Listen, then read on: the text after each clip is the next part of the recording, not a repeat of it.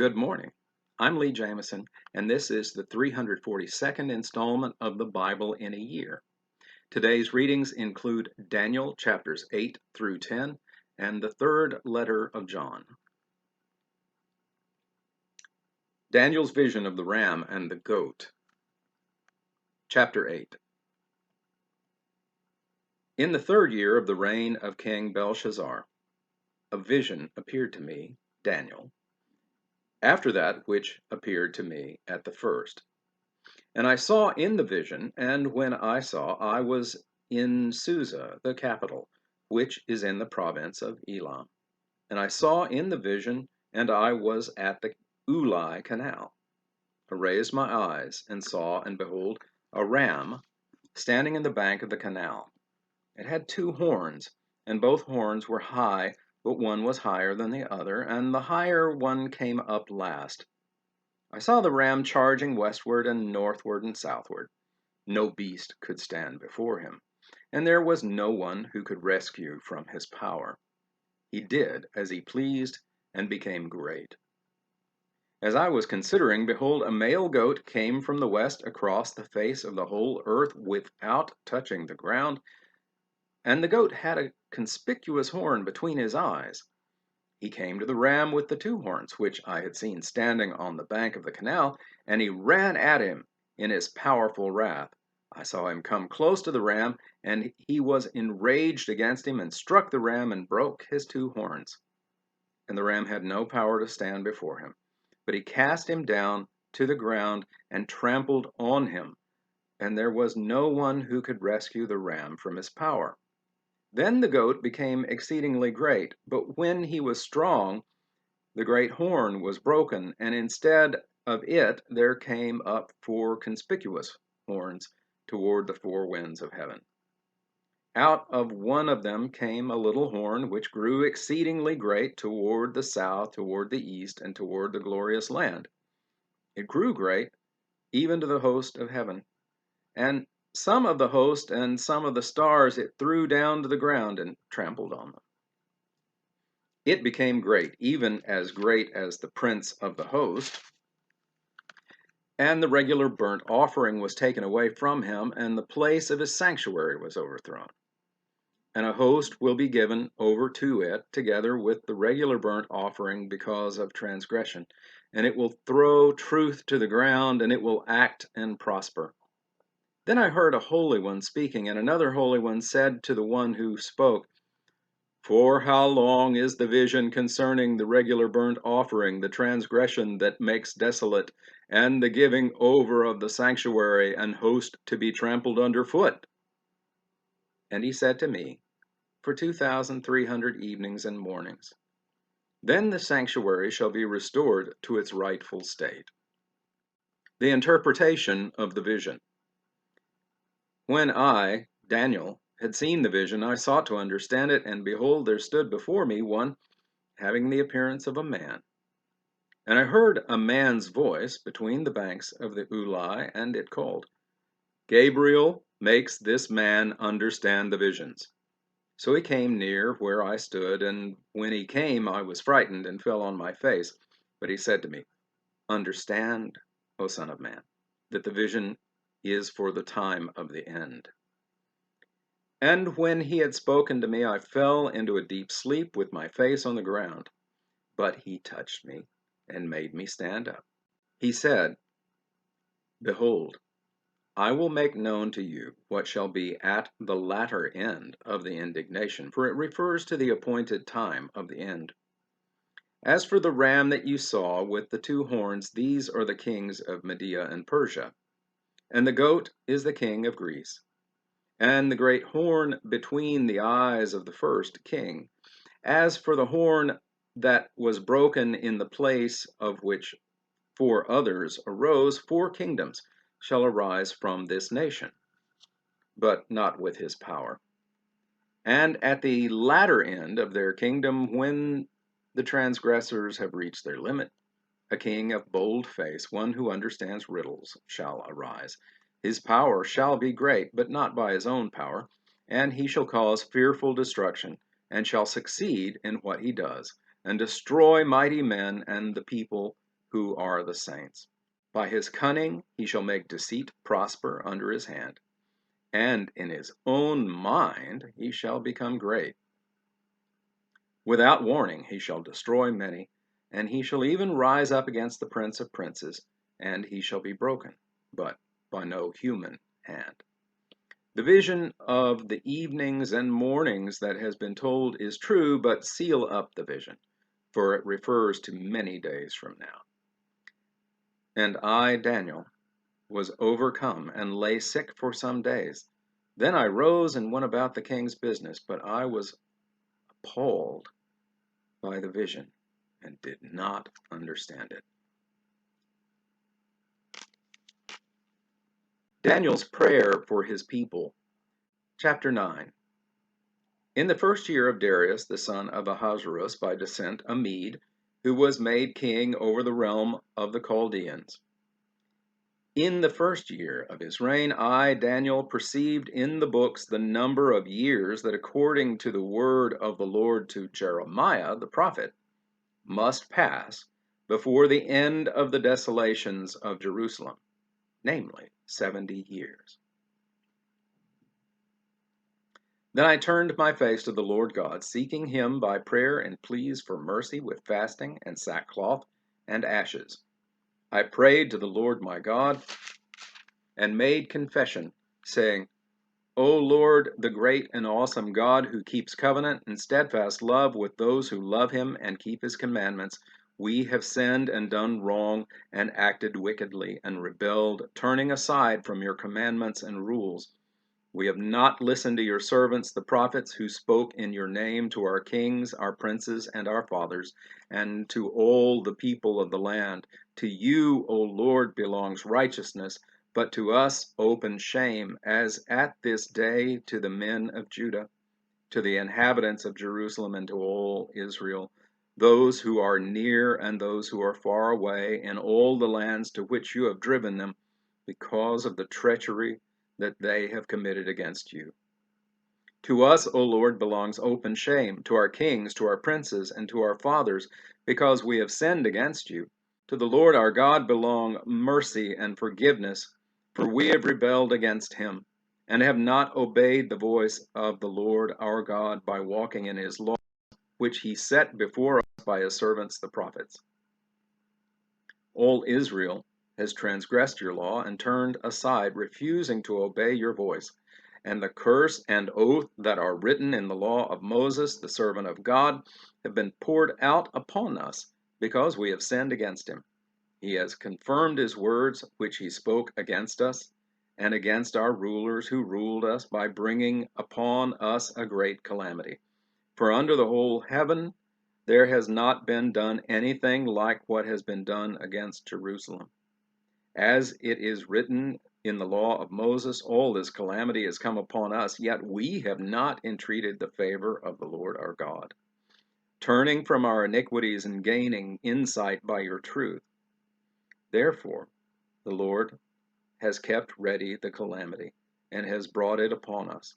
For the Lord our God is righteous in all the works that he has done, and we have not obeyed his voice. And now, O Lord our God, who brought your people out of the land of Egypt with a mighty hand, and have made a name for yourself, as at this day, we have sinned and have done wickedly.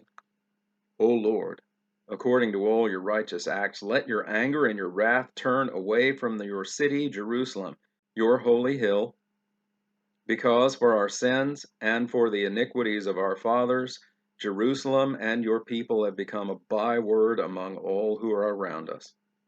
Now therefore, O our God, listen to the prayer of your servant, and to his pleas for mercy, and for your own sake, O Lord, make your face to shine upon your sanctuary, which is desolate.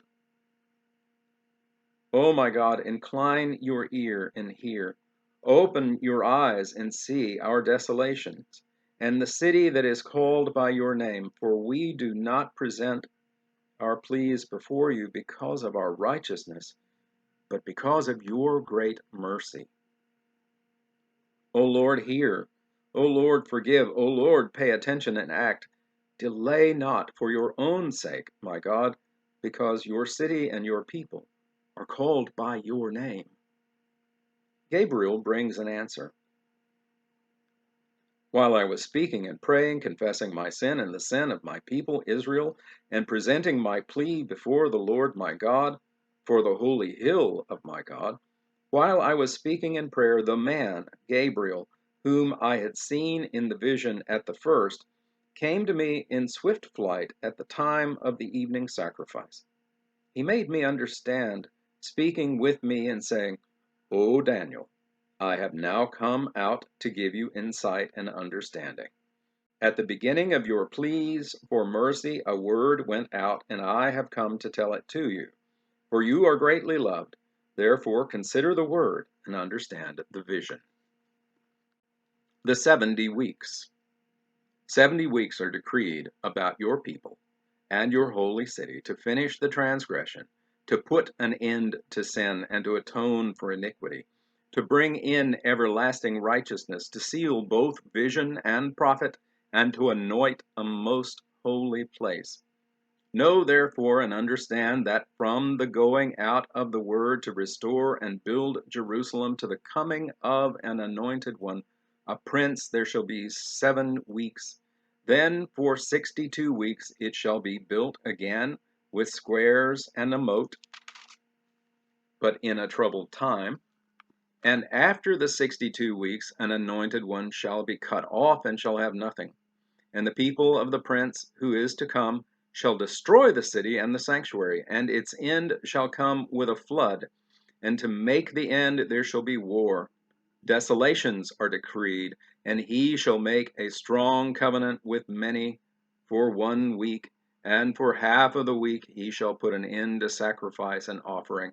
And on the wing of abomination shall come one who makes desolate until the decreed end is poured out on the desolator. Daniel's terrifying image of a man. Chapter 10. In the 3rd year of Cyrus, king of Persia, a word was revealed to Daniel, who was named Belteshazzar. And the word was true, and it was a great conflict. And he understood the word and had understanding of the vision.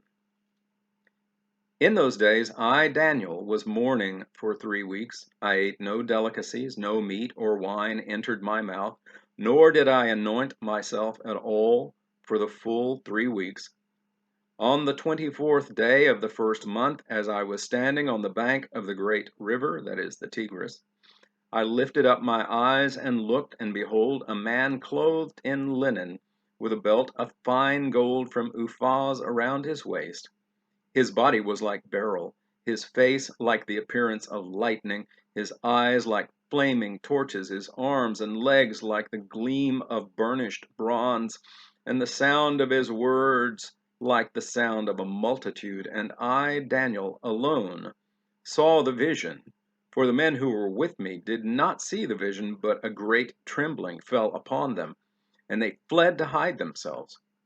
So I was left alone and saw this great vision, and no strength was left in me. My radiant appearance was fearfully changed, and I retained no strength. Then I heard the sound of his words, and as I heard the sound of his words, I fell on my face in deep sleep, with my face on the ground. And behold, a hand touched me, and set me trembling on my hands and knees. And he said to me, O Daniel, man greatly loved, understand the words that I speak to you, and stand upright, for now I have been sent to you. And when he had spoken this word to me, I stood up, trembling. Then he said to me, Fear not, Daniel, for the first day that you set your heart to understand and humbled yourself before God, your words have been heard. And I have come because of your words. The prince of the kingdom of Persia withstood me 21 days. But Michael, one of the chief princes, came to help me, for I was left there with the kings of Persia, and came to make you understand what is to happen to your people in the latter days, for the vision is for days yet to come. When he had spoken to me according to these words, I turned my face to the ground and was mute. And behold, one in the likeness of the children of man touched my lips. Then I opened my mouth and spoke. I said to him who stood before me, O my Lord, by reason of the vision, pains have come upon me, and I retain no strength. How can my Lord's servant talk with my Lord? For now no strength remains in me, and no breath is left in me. Again, one having the appearance of a man touched me and strengthened me, and he said, O man, greatly loved, fear not, peace be with you. Be strong and of good courage. And as he spoke to me, I was strengthened, and said, Let my Lord speak, for you have strengthened me. Then he said, Do you know why I have come to you? But now I will return to fight against the prince of Persia. And when I go out, behold, the prince of Greece will come. But I will tell you what is inscribed in the book of truth. There is none who contends by my side against these, except Michael, your prince. And that concludes the reading in Daniel. And now the third letter of John. Greeting, the elder to the beloved Gaius, whom I love in truth. Beloved, I pray that all may go well with you, and that you may be in good health, as it goes well with your soul. For I rejoiced greatly when the brothers came and testified to your truth, as indeed you are walking in the truth. I have no greater joy than to hear that my children are walking in the truth. Support and opposition. Beloved, it is a faithful thing you do in all your efforts for these brothers, strangers as they are, who testified to your love before the church. You will do well to send them on a journey in a manner worthy of God, for they have gone out for the sake of the name, accepting nothing from the Gentiles. Therefore, we ought to support people like these, that we may be fellow workers for the truth. I have written something to the church, but Diotrephes, who likes to put himself first, does not acknowledge our authority. So if I come, I will bring up what he is doing, talking wicked nonsense against us, and not content with that, he refuses to welcome the brothers and also stops those who want to and puts them out of the church. Beloved, do not imitate evil, but imitate good. Whoever does good is from God. Whoever does evil has not seen God. Demetrius has received a good testimony from everyone and from the truth itself. We also add our testimony, and you know that our testimony is true. Final greetings. I had much to write to you, but I would rather not write with pen and ink. I hope to see you soon, and we will talk face to face. Peace be to you. The friends greet you. Greet the friends, every one of them. And that concludes the third letter of John. Thank you for watching this video all the way to the end. To gain a wider audience for this series of videos, I ask a few favors of you. First, please like the video and subscribe to the channel. You can also click on a bell icon, and that will make sure that you receive notifications when new videos come out. Then, if you have comments or questions, even if they're critical, I want to hear from them. Be civil, of course.